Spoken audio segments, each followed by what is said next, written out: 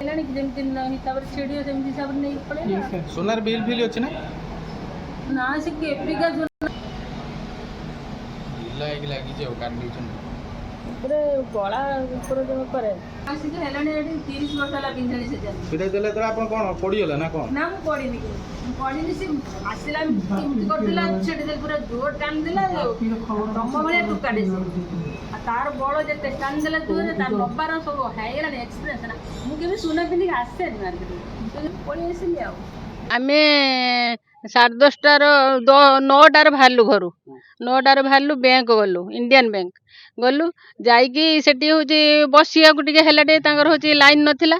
ତାପରେ ସେ ତାଙ୍କର ଆସିଲା ପରେ ସେ ଡାକିଲେ ଇଏ ନେଇକି ଗଲେ ଖାତାଟା ଚେକ୍ କରିକି ସେଇଠୁ ହେଉଛି ଆସିଲୁ। ଆମେ 2 ଜଣ ଅଟୋ ଚଳିଲୁ ସାଙ୍ଗେ ସାଙ୍ଗେ ଅଟୋରେ ବସିଲୁ ଆସିଲୁ ସେ ତାରିଣୀ ଛକ ପାଖରେ ସେ ଯେଉଁ ପଥରାଟି ଛକ ସେଇଠୁ ଆମେ ଚାଲି ଚାଲିକି ଆସିଲୁ। ଆସିଲା ପରେ ମଧୁବାବୁର ଗେଟ୍ ପାଖର ସିଏ ପୁରା ଆମକୁ ପାସ୍ କଲା କରି ଖିଲାର ପାଖକୁ ପଳେଇଲା। ଗେଟ୍କୁ ପୁରା ଧକ୍କା ମାରିଲା 1 ସେକେଣ୍ଡ ଠିଆ ହେଇଛି। ହଁ ଆମରି ଗଳିରେ ଗଲା ଯାଇକି ସେଇ ଖିଲାରର ଗେଟ୍କୁ ଧକ୍କା ମାରିଲା 1 ସେକେଣ୍ଡ ସେ ଠିଆ ହେଇଛି।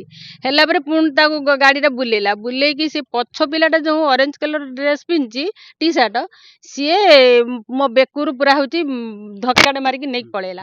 ଆଉ ଆଗ ପିଲା ତାର ଗାଡ଼ି ଷ୍ଟାର୍ଟ କରି ରଖିଛି ସିଏ ହେଉଛି ଗାଡ଼ି ବନ୍ଦ କରିନି। ସେ ପଛ ପିଲାଟା ଝିଙ୍କିଲା। ପଛପଟରେ ମୋ ସ୍ୱାମୀ ଥିଲେ।